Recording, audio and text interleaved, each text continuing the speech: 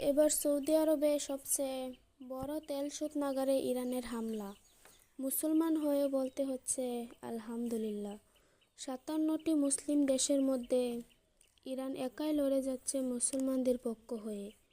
অন্যদিকে সৌদি আরব একটা মুসলিম দেশ হয়েও ইরানের পাশে না দাঁড়িয়ে যুক্তরাষ্ট্রের সাথে হাত মিলিয়ে ইরানের সঙ্গে বিরোধিতা করছে।